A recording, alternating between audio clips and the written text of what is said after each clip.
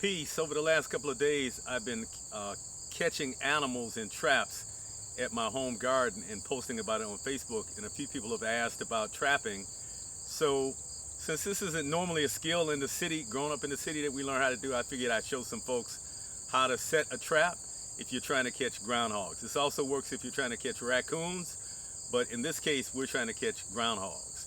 So this is what's called a live trap.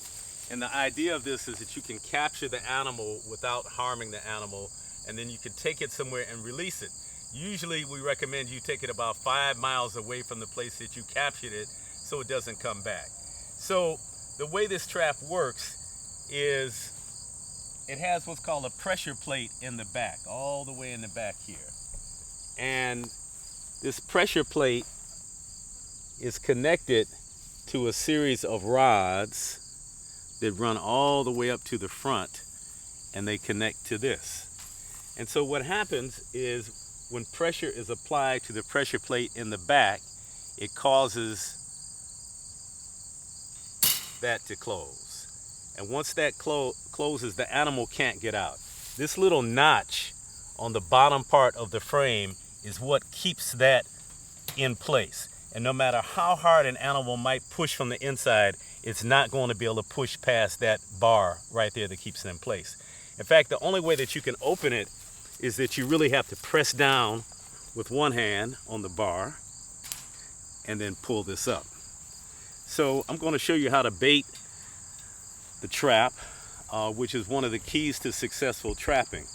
So some people like to use cantaloupe. That's what Will Allen says is the best bait for groundhogs. In this case, I had a nectarine at home, so I'm going to use what I have.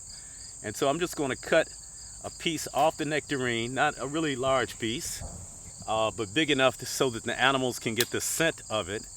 And where you position the bait in the trap is very important, because these animals are really smart.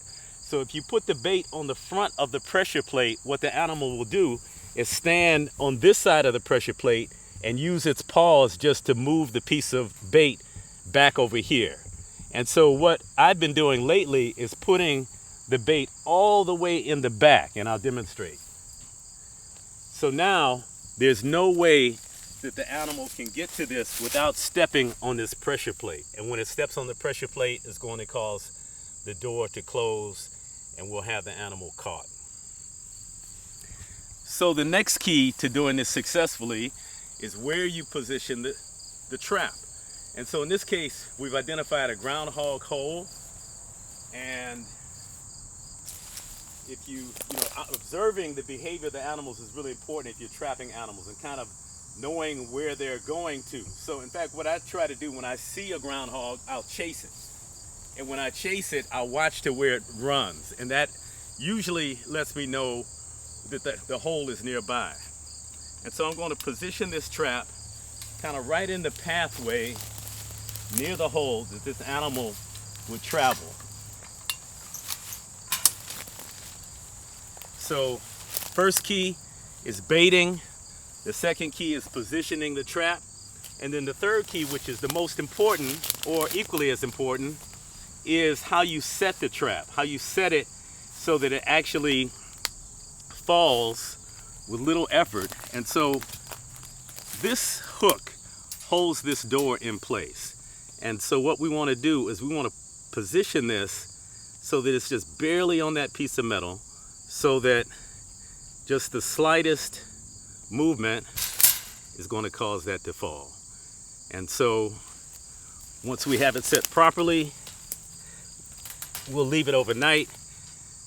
Groundhogs are basically nocturnal animals, and so you don't see them very often in the day. In fact, they live in their holes most of the time during the heat of the day.